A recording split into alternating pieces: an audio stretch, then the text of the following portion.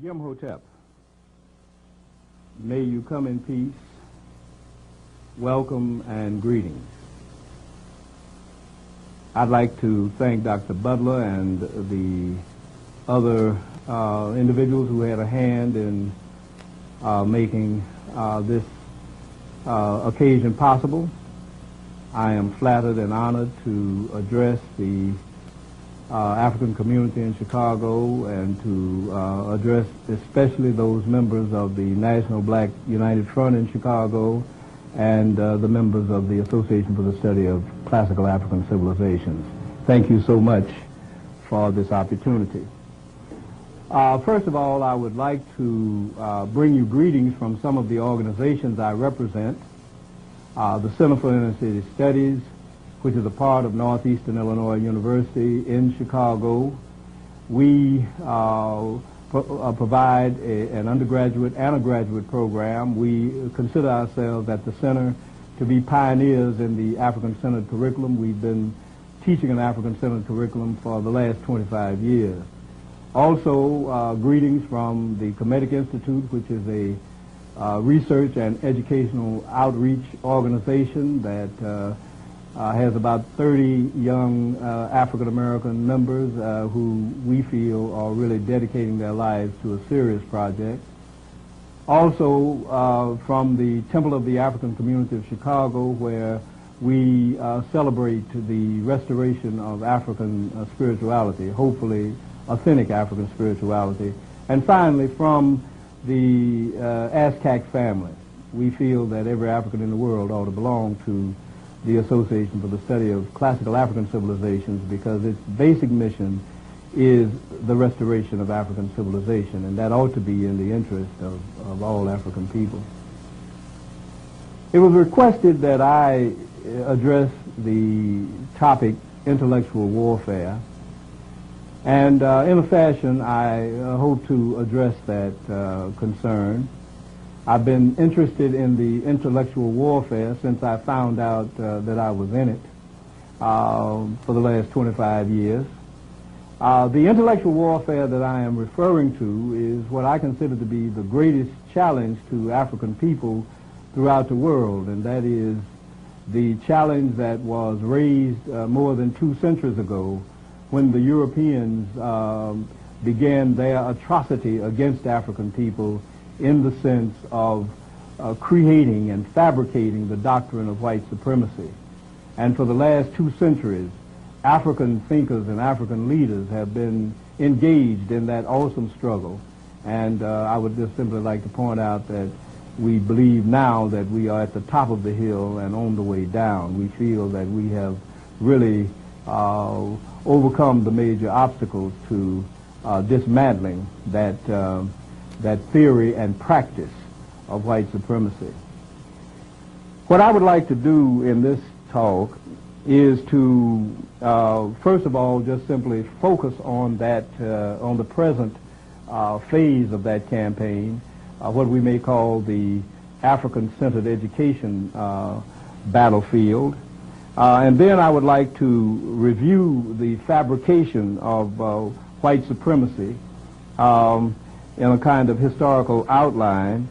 And then I would like to revisit the battle plan that is now over 200 years old, that has been waged by African leaders from generation to generation. And finally, I would like to make some comments on the state of our project today. I'd like to begin by recalling the great event that happened in 1976, because this month we celebrate the burial of Steve Biko.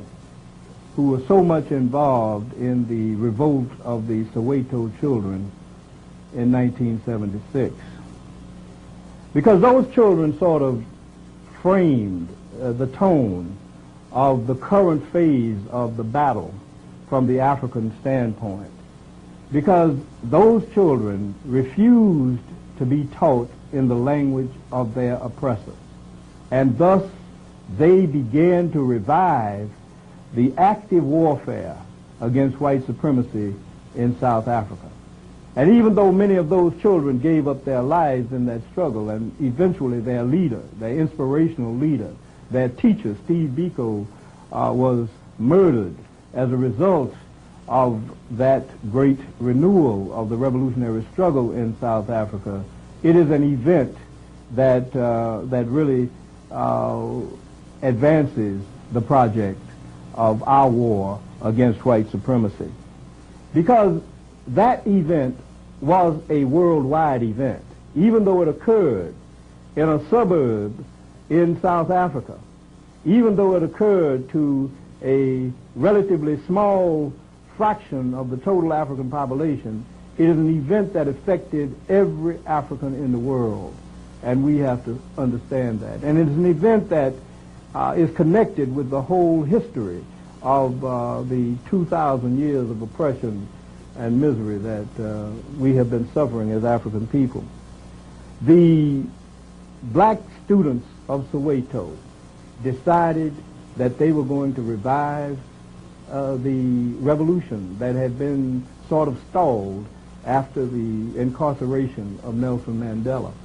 And what we can say about the release of Mandela a few years ago is that the primary reason for his release is that event that those children participated in, by raising the cry of black freedom in terms of the freedom of the African mind, in terms of the dismantling of the intellectual atrocity that Europeans had waged on African people. And that movement itself in Soweto had been inspired by an event that had occurred 16 years before here in the United States, in the African diaspora. Because in 1960, when the black college students began that massive revolt against the segregation system here, of which the apartheid system in South Africa was an echo. When they started that awesome revolt, they called the attention of the African world to the necessity to begin immediately to dismantle the apparatus of white supremacy. And those students went from February of 1960 throughout that year. They went from sit-in, trying to integrate restaurants in the South, all the way to voting rights campaigns. And as they got involved in the voting rights campaign and they turned to other issues, they finally wound up, many of them being recruited to go to school in the North, in places that in schools and universities they'd never heard of before, but suddenly they found themselves in those universities, and they continued their route in those universities, because even though they were supposed to be integrated in those universities, they discovered that they had faced an enemy that was as great as the enemy of segregation, and that is the supremacy, the white supremacy curriculum that is entrenched in education, especially in higher education, throughout the European-controlled world. And they began then to demand black studies, and that demand was not well understood. Although it was widely supported in the African American community, it was not well understood. The articulation somehow or another didn't quite come through, and a lot of people didn't really understand what it was about, those who were for it and those who were against it. And so it got tangled up. But what we can say is that revolt, that black studies revolt, was a necessary development of the student protest that began a few years earlier. Because what these students found out was that physical integration was not really the problem. What the problem was the theory and practice of white supremacy. and they found it so well entrenched in the universities, and so they began their protest. What happened after black studies became a rather threat, a rather large threat to the universities, was that a lot of the universities caved in and established or allowed to be established black studies programs, but they immediately began to try to circumscribe those programs, to limit them, and to finally dismantle them. And so the battle was waged from the late 60s throughout the 70s. And it was in the 80s that a new phase of that struggle began to emerge. We now call that the African-centered education movement, because as black studies got into trouble, and as more and more of the students and the African leaders and African thinkers began to get involved in the battle, we began to realize that we had a major warfare on our hands, and it involved a rethinking of practically everything that we had been trained to think. And so we began to develop what later came to be called the African-centered mode of thinking. And that is where the campaign is now. And in a few minutes I'll get back to the state of that campaign. But first, let me turn to the problem, that is the fabrication of white supremacy. White supremacy as a philosophy, in my reading of European history, started about 250 years ago, in the middle of the 18th century, about 1750 or so. And it started at a particular historical moment that we need to have some understanding of. Because even though the chattel slave system and the slave trade system had been going on for 300 years before that, and that was, of course, a great atrocity. That was a great tragedy, especially for African people, as millions of African people were destroyed in that one way or another. But in the middle of the 18th century, that slave system had reached such proportions that it was posing major problems among the Europeans. And Europeans themselves were involved in a great debate and dispute over whether to continue the slave system or to abandon it, whether it was good for Europeans or not. The slave system had produced the great wealth of Europe for 300 years, but it was also in the 18th century producing a great number of strains in the European population. It was traumatic to many of the Europeans who took their Christianity rather seriously and learned on Sundays to love mankind, and then on Mondays they had to go out and beat up African people and kill African people, and that was causing a strain in theological circles. But the strain was not limited to theology and morality. It also got in the practical arena, because millions of European ordinary laborers were being intimidated by competition with slave labor, and they just didn't feel that they had an advantage in that situation. And so many of the Europeans who were unemployed felt that if they could get rid of slavery, then employment for poor Europeans would open up. The European small businesses were very intimidated by the large slave industry that kept the small business community at its mercy, and so many of them wanted to get rid of it. For a number of reasons, the Europeans were engaged in a great debate over whether to continue slavery or get rid of it. But some of the European philosophers at this point came to the rescue. They didn't enter the debate so much to take sides one way or another. Most of them probably thought that slavery had run its course. But what they really had to deal with was the fact that for 3 centuries, the slave trade had provided the foundation of European prosperity. And since in the 18th century, the Europeans were projecting themselves as the moral leaders of all time, as the people who had set the highest standards for human conduct, some of the philosophers felt that they had to justify the previous 300 years, and so they invented the philosophy of white supremacy. And it starts with some of the greatest names in modern philosophy, especially Montesquieu, whose book is one of the great pieces in the great books of the Western world that you have to read when you take courses in civilization and humanities and so forth and so on. Montesquieu is hailed as one of the major contributors to the theory of American government, and therefore his words had a great impact on European thinking. And this is what Montesquieu said in his great work, The Spirit of the Laws, which was published in 1749, in a chapter called On Negro Slavery. Montesquieu said, "Were I to vindicate our right to make slaves of the Negroes, these would be my arguments. The Europeans, having extirpated the Americans, were obliged to make slaves of the Africans for clearing such vast tracts of land. Sugar would be too expensive if the plants which produce it were cultivated by any other than slaves. These creatures are all over black, and with such a flat nose that they can hardly be pitied.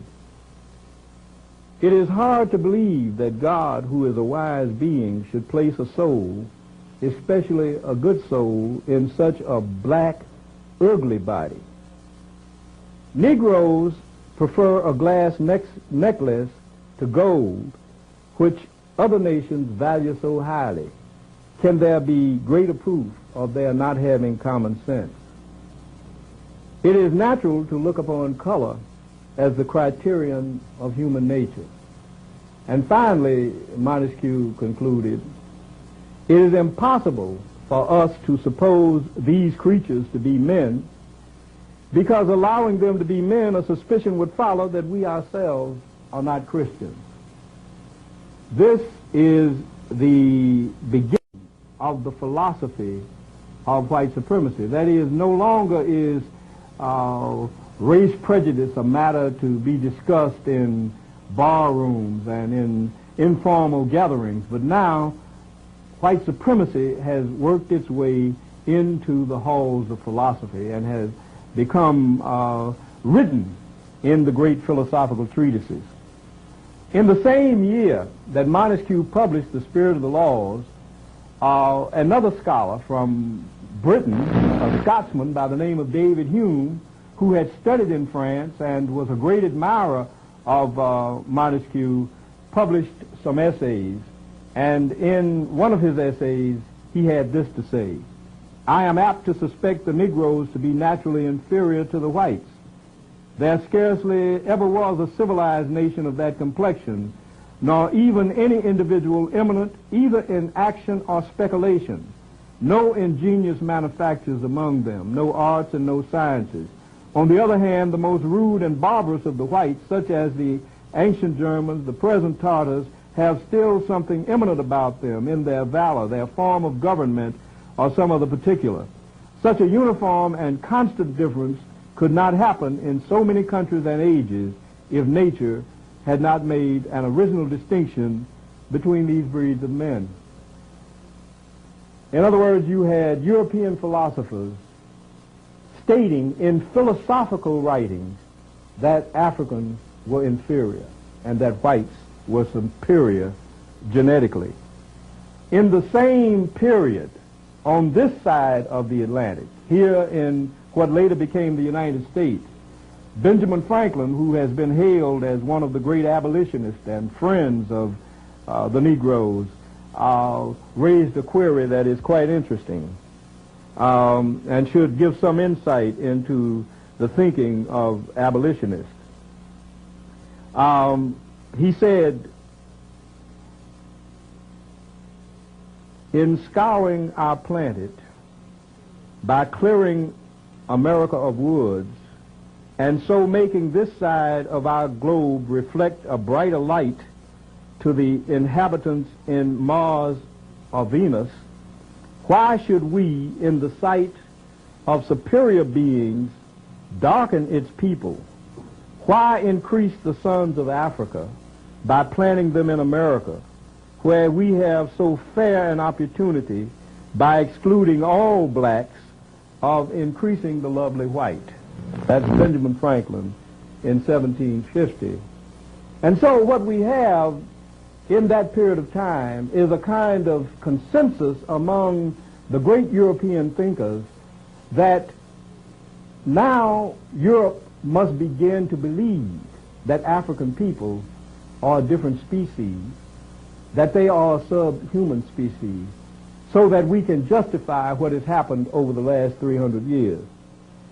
There was one major problem with that theory at that time, and that is the whole concept of antiquity.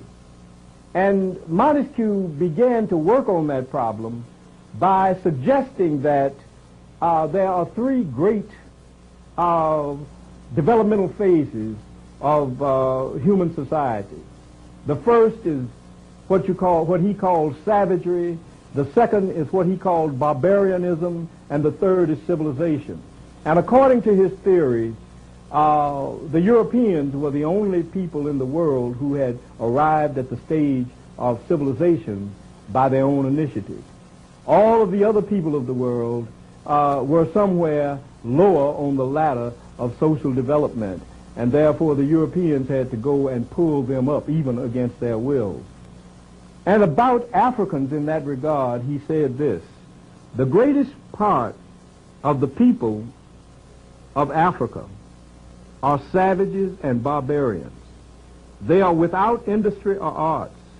They have gold in abundance, which they receive immediately from nature. Every civilized state is therefore in a condition to traffic with them to advantage by raising their esteem for things of no value and receiving a very high price in return.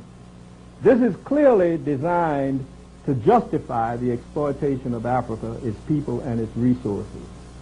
That was the major reason for the philosophical project in the first place, to justify the prosperity of Europe on the basis of the suffering of African people. And so Montesquieu sort of laid it out. There was still one major objection to the project, and that is the fact that these same philosophers were projecting Europe, Western Europe, in the 18th century as the cultural descendants of the ancient Greeks.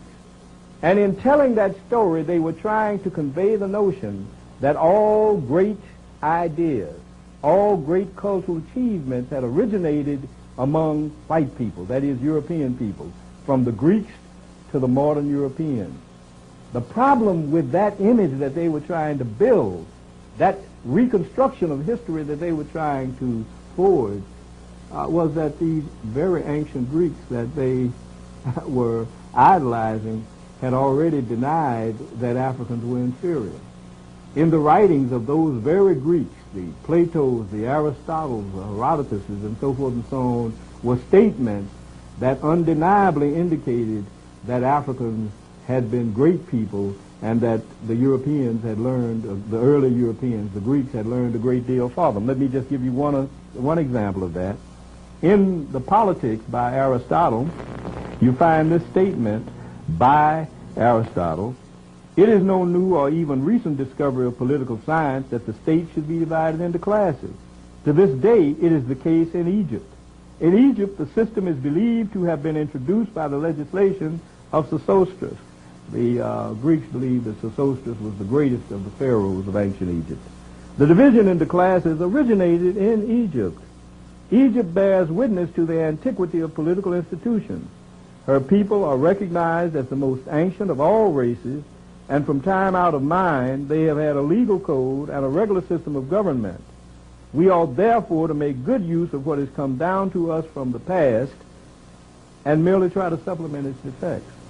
In other words, what Aristotle was saying was that we, the Greeks, who are now trying to develop an intellectual approach to life, got a great deal from these ancient Egyptians who have been wise for so long. And that was the general consensus of the Greek philosophical community, and that's why they went year after year, generation after generation, to study in Egypt. And their writings testify to the fact that it was almost impossible to pass yourself off as a great thinker in Greece in the classical period unless you could prove that you had studied some in Egypt. In fact, some Greeks who hadn't studied in Egypt lied and said that they had been there to impress people with their credentials. That attitude among the Greeks, though, was the attitude of the world in general. You find testimony to that throughout the Old Testament. You find testimony to that throughout the writings of antiquity. Every nation in antiquity that has a literary tradition has some testimony to the great esteem in which the ancient Africans of Northeast Africa were held. And so that was indeed a problem. And that impression, incidentally, was not limited to the ancient world. It extended throughout the Middle Ages. It extended to the very beginning of the modern age. People like Francis Bacon and Isaac Newton, all of them had high opinions of those ancient Africans and their great contribution to world intellectual development. And so it was just in the 18th century that the Europeans suddenly got the idea that somehow or another we're going to have to deny that Africans did all of that. And so they did have a problem. In the early part of the 19th century, that problem was theoretically solved. What made it possible was the 1798 invasion of Egypt by Napoleon Bonaparte. As Napoleon was stepping on the stage of power after the French Revolution, he decided to open up the whole world for this new France dominion, and so he marched into Egypt in order to facilitate that program. And when he got to Egypt, he decided that he had better bring in the intellectuals to deal with the intellectual threat of Egypt to European supremacy. And so he brought the great scholars of France in, who began to study the monuments and the artifacts and the great civilization that was still evident there in the ruins of the Nile Valley. And those intellectuals established the modern discipline of Egyptology, and the Egyptologists then incarcerated the antiquity of African civilization and began to monopolize wisdom about it, and they began to change its image and make it something that it wasn't. But it was Hegel who in 1820 began a series of lectures that were later published as The Philosophy of History, who offered the great solution to the problem. And let me just share with you some of the flavor of his thoughts that he put in the book that is known now as The Philosophy of History. He said, the Negro in Africa exhibits the natural man in his completely wild and untamed state. There is nothing harmonious with humanity to be found in this type of character. He further concluded that the condition of Africans is capable of no development of culture, and that enslavement to more advanced Europeans is necessary to the increase of human feeling among the Negroes, and is an advance toward becoming participants in a higher morality. It is a phase of their education. And then in concluding his analysis of Africa, he said this: at this point we leave Africa, not to mention it again, for it is not a historical part of the world. It has no movements or development to exhibit. Historical movements in it, that is, in its northern part, belong to the Asiatic or the European world. Egypt will be considered in reference to its western phase, but it does not belong to the African spirit, because what we properly understand by Africa is the unhistorical, undeveloped spirit still involved in the conditions of mere nature, and which had to be presented here only as on the threshold of world history. And thus what Hegel did was to solve the problem of ancient African civilization by denying it. by alienating Egypt from Africa and alienating Africans from Egypt, by asserting in effect that ancient Egypt was not African, although it happened to be on the African continent, and that the people of ancient Egypt were not Africans, although they happened to have been born, reared, and developed in Africa. He provided a magical solution to the problem. And to tie it all up, he asserted that Africans had no history, and therefore you don't have to bother about it in the first place. He tried to wipe history from Africa. He tried to commit the crime of historicide, and that is the destruction of the history of a people. And as brutal as slavery itself is, when you commit the crime of historicide, you not only wipe people out physically, but you wipe their memory from the pages of history. And that is, in the long run, a much more vicious crime. And that is the great atrocity that Africans found themselves confronting in this modern world. In addition to the brutality of slavery, they found themselves confronting the European intention to wipe Africans out of history altogether. That was the great threat. And what happened after Hegel is that theme of African inferiority, of African absence from history, worked its way into every discipline. They created a special discipline to deal with Africa, since historians couldn't touch Africa anymore because there was no African history, and so they created the discipline of anthropology to study Africa. Historians can't study people that have no Africa. But every discipline, not just simply anthropology, sociology of Durkheim, the psychology of Sigmund Freud, the political science of John Burgess, all of those disciplines were founded upon the notion that Africa is at the bottom of social development. And that was the project that shaped the curriculum that was developed in the 19th century and that we inherited in the 20th century. Because what we had after that kind of curricular development was the emergence of what is called the classical European curriculum, based on the notion that Greece and Rome are the foundations of all civilization and the progenitors of Western civilization, and that the curriculum that has developed and emerged in the modern world came directly from the Greeks and the Romans, ignoring the fact that the Greeks and Romans got that curriculum in the first place from the Africans. That is the monster that we are facing, the curriculum of white supremacy, presided over by the structure of European education. European education not only dominates the education of Europeans, it dominates the education of practically everybody in the world today, even in Asia and certainly in Africa, certainly in the Western Hemisphere. And added to that was the crowning star of this movement, and that is the establishment of European-controlled education of Africans. That was the crowning moment of it, what came to be called in the early 20th century Negro education. That was universal. Started developing in its theoretical foundations here in the United States, and then was transferred to the colleges that were established in Europe by the Europeans in Africa after the great partition of Africa in 1884 and 1885. Let us now turn to the African response to these atrocities.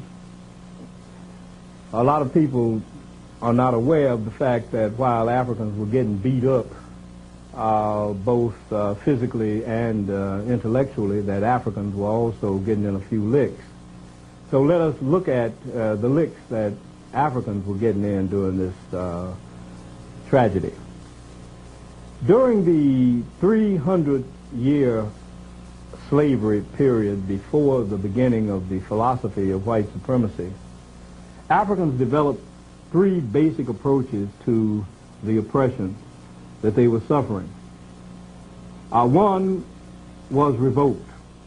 That is, from the very start, beginning in about 1500, when the first relatively significant shipload of Africans arrived in the Western Hemisphere, you see revolt on the island of Haiti, which Columbus invaded. You see a revolt against the plantation that Columbus's son and brother were running. And that revolt resulted in a part of the plantation being burned down and the Africans escaping into the interior of the island and building a new African community, because that's the only kind of community they knew how to build. And that community continued generation after generation as a free and independent African community. And what you saw as more and more Europeans moved into the Western Hemisphere and invaded the various parts of the Western Hemisphere and brought Africans to do the dirty work, more and more Africans revolted and established free and independent African communities. The Europeans called them maroon communities. But that revolt was a constant part of the pattern of colonization in the Western Hemisphere. It's been underplayed by the historians, but it was always present. Sometimes the revolts succeeded and sometimes they didn't. Those revolts were very, very inarticulate in terms of written text, and so we don't know exactly what the reasoning might have been, except that we know that Africans wanted to be free, and that has always been demonstrated. A second approach to the problem of trying to get out of the mess was the petition approach, especially after the Africans had been somewhat westernized in the slave system.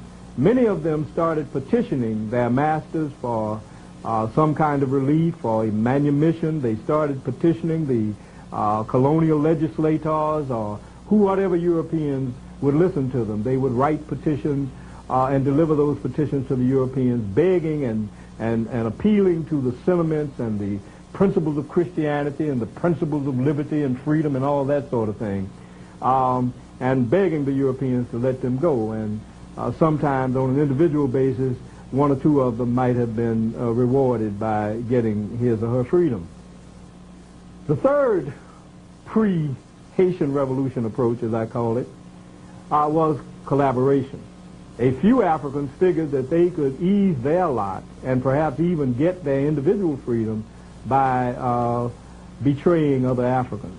And so some of them would go to their masters and say, Old Tom is planning to revolt. I heard it the other night. And that's the way a lot of the planned slave revolts were dismantled before they succeeded, because you had collaborators. Those were the three basic approaches before the Haitian Revolution. But the Haitian Revolution, which in my opinion is perhaps the greatest event that has occurred in modern history, because it represents the destruction of 3 European armies by a group of Africans who had been slaves a few years before. A group of African slaves, about 500,000 African slaves on the island of Haiti, starting in the year 1791, rose up and they defeated a British army, a Spanish army, and the French army of Napoleon Bonaparte, and gained their freedom on the battlefield. And it is that Haitian Revolution that changed the course of African thinking, because synonymous with the Haitian Revolution was the arrival in full force of the project of intellectual white supremacy.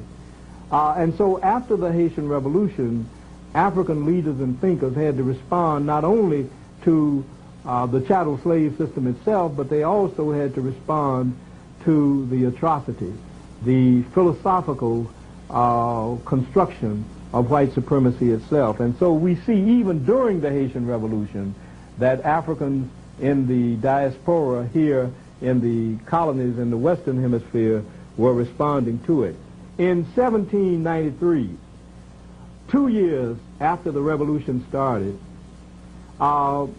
Richard Allen and Absalom Jones wrote a stinging reply to a group of whites who had accused Africans of malfeasance during a plague in Philadelphia.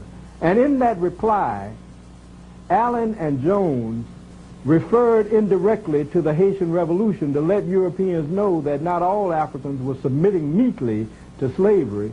And then finally, at the end of their reply to those Europeans, they went to the scripture that deals with the princes coming out of Ethiopia, out of Egypt, and Ethiopia stretching out her arms. They, in other words, connected the African liberation movement with the Haitian Revolution on the one hand, and with ancient African culture and civilization on the other hand. Those were the two pillars that began to reshape the way Africans dealt with the oppression and with the campaign of white supremacy. In 1797, 4 years after Allen and Jones delivered that statement, the man who had established the African Lodge, which now is called the Prince Hall Masons, lectured the lodge that he had established 10 years earlier.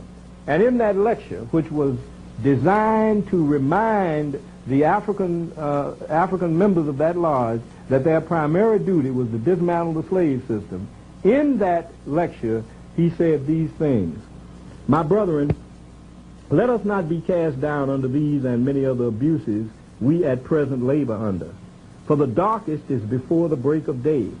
My brother, let us remember what a dark day it was with our African brethren 6 years ago in the French West Indies." At that time, Haiti had not been named Haiti, and so he referred to it as the French West Indies. He continued, "Nothing but the snap of the whip was heard from morning to evening, hanging, broken on the wheel, burning, and all manner of tortures inflicted on those unhappy people, for nothing else but to gratify their master's pride, wantonness, and cruelty. But blessed be to God, the scene has changed." And this, in 1797, it was apparent the Africans were going to win. By 1797, they had already defeated one French army. They had already defeated the British army of the West Indies. They had already defeated the Spanish army of Santo Domingo, and now they were about to defeat Napoleon's army. It was clear that the Africans were going to win that struggle. And so Prince Hall said this: "They now confess," that is, the French had abolished slavery on the island, for example. "They now confess that God has no respect of persons, and therefore receive them as their friends and treat them as brothers. Thus doth Ethiopia begin to stretch forth her hand from a sink of slavery to freedom and equality." Until that time, the idea of Ethiopia stretching forth her arms was interpreted primarily as the Ethiopians are expressing love for humanity.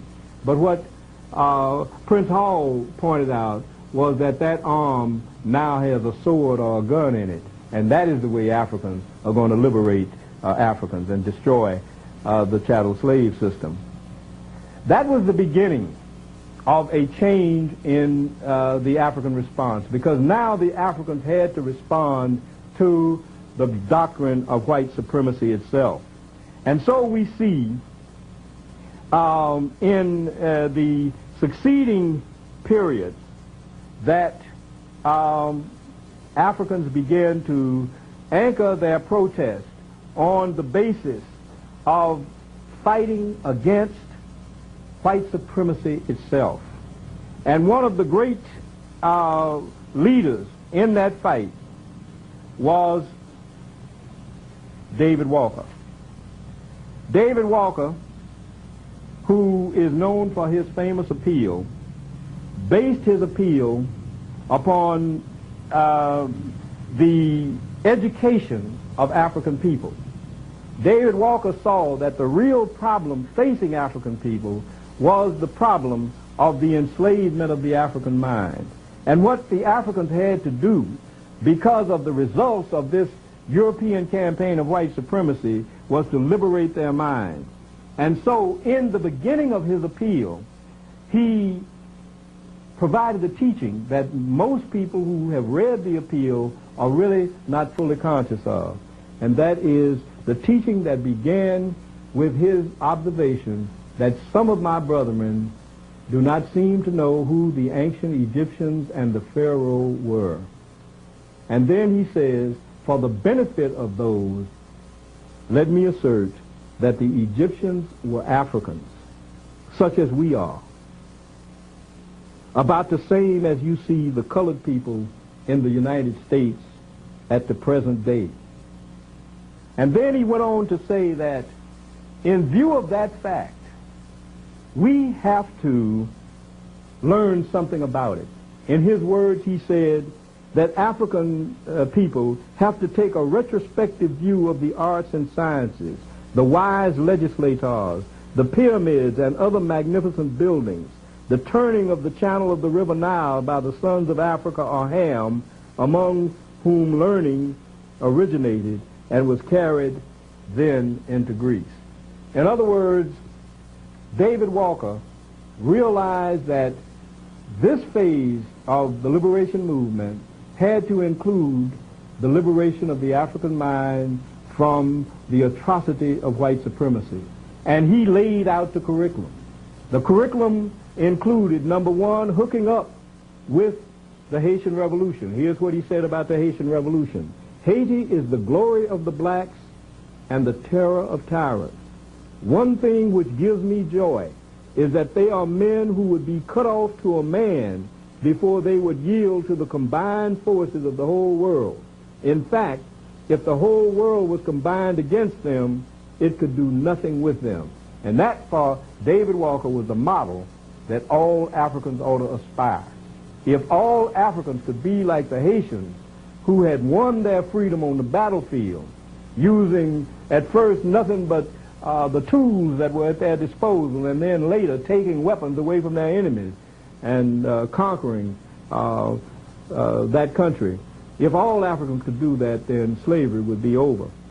And so he felt that in order for Africans to understand that they can do that, you must also teach Africans about the real history of the world and the place of Africa in history. And you start with the foundations in classical African civilizations in antiquity. That is, the ancient Nile Valley builders. That curriculum that was laid out against the broad American and European curriculum at the beginning of the 19th century was the curriculum that was passed on generation after generation by the courageous nationalist African leaders in this country, in the Caribbean, and finally going to the continent.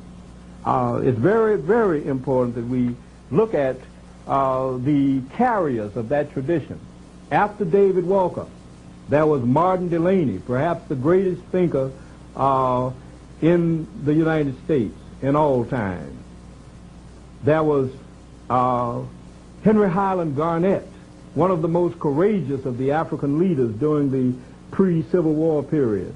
There was Edward Wilmot Blyden, an African who was born in the Virgin Islands, who came to the United States as a young man seeking an education, and then finally went to West Africa and became a citizen of Liberia, and spent his time going from black communities in Africa to black communities in London to black communities in the United States to black communities in the Caribbean, trying to convince all Africans to go back home and build a great civilization to destroy the white supremacy regime.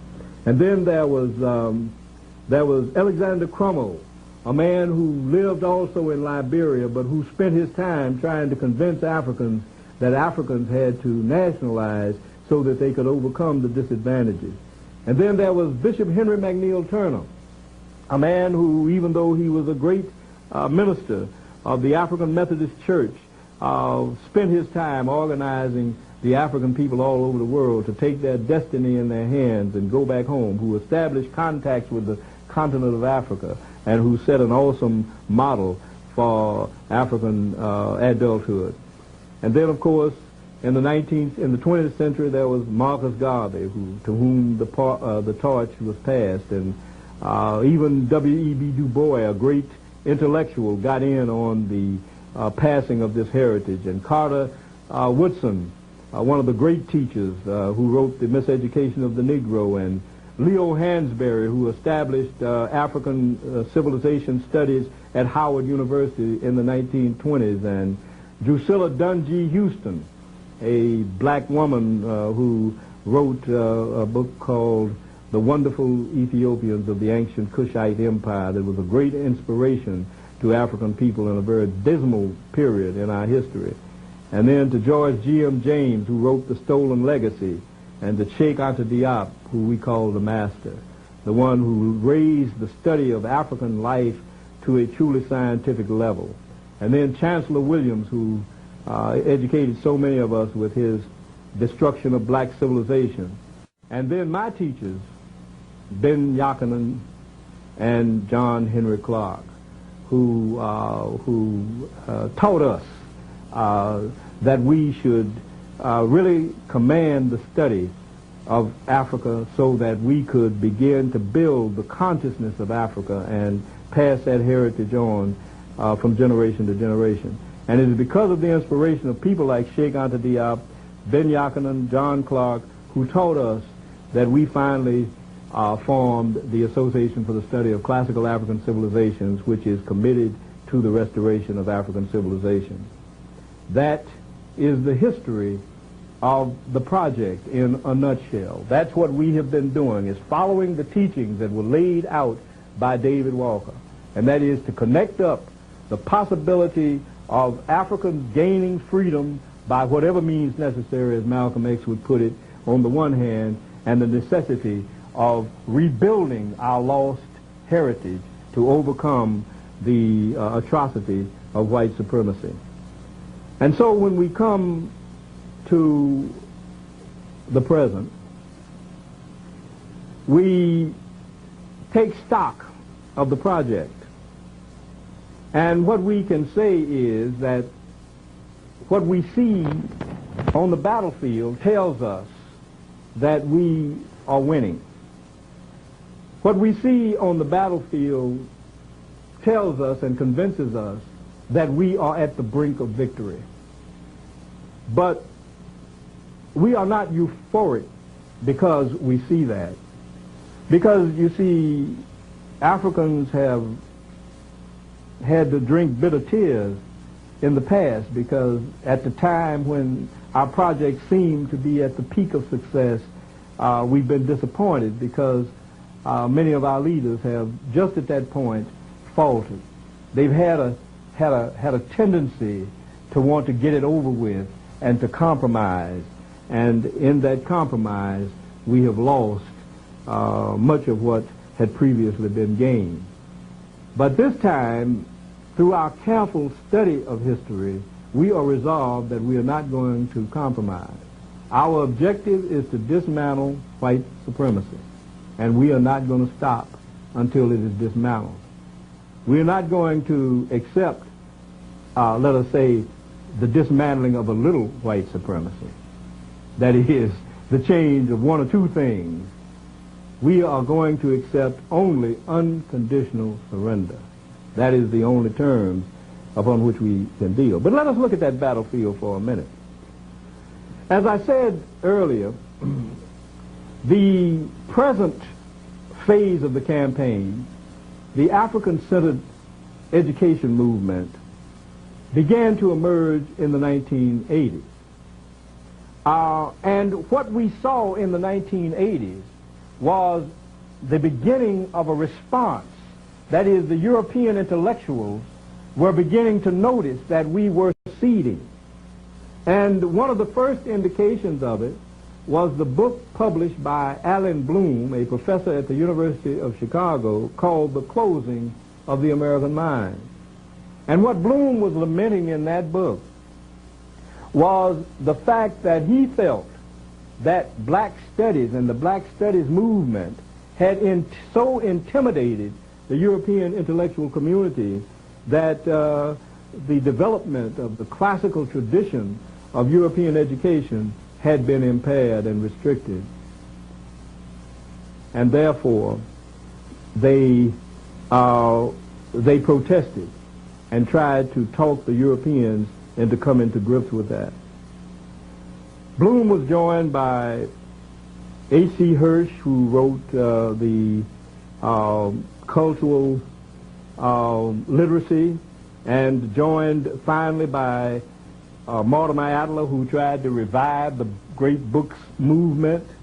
All of these were efforts to stem the tide of what we were doing. That's why we knew we were succeeding. And then finally, a few years ago, Diane Ravitch jumped out with an attack on those of us who pursued the African-centered persuasion. And she was finally backed up when we knocked her out of the box. She was backed up by Arthur Schlesinger Jr., who was supposed to be a great liberal and friend of the Negro.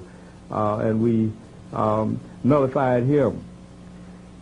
Then they turned to an attack on Lynn Jeffries. As they turned to the attack on Lynn Jeffries, the European defenders of white supremacy and Western civilization realized that they couldn't win this battle by themselves, and so they have begun to recruit some young African-American intellectuals that they've trained to come out and fight us. And what we would like to do to those brothers and sisters is extend our hands and ask them to leave their masters and come over and join us, because we're on the winning side, and we're on the side that is in favor of all African people. Our movement is succeeding. We have Africans not only in this country, but also in the Caribbean and also on the continent of Africa, talking about African-centered education. We have Africans at all levels talking about African civilization. And so we know that we are winning, not because the Europeans are fighting. We are winning because the African people are supporting the movement. We have won the battle of the African mind, which is the battle of the 21st century. And what we are doing now is organizing study groups. And we advise all African people to get involved in study groups. When we know ourselves, then we will be able to overcome the last obstacles to our victory. Let me conclude by reciting the end of a prayer that Bookman, the man who organized the Haitian Revolution 202 years ago, uttered on the night he got the assembly together to start the revolution. On that evening, Bookman said, among other things, "Throw away the image of the white man's God, who has so often brought down our tears, and listen to liberty, which speaks in all our hearts."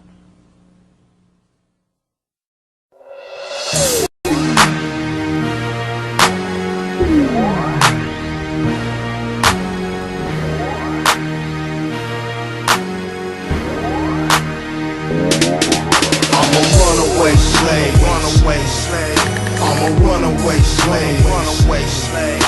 I'm a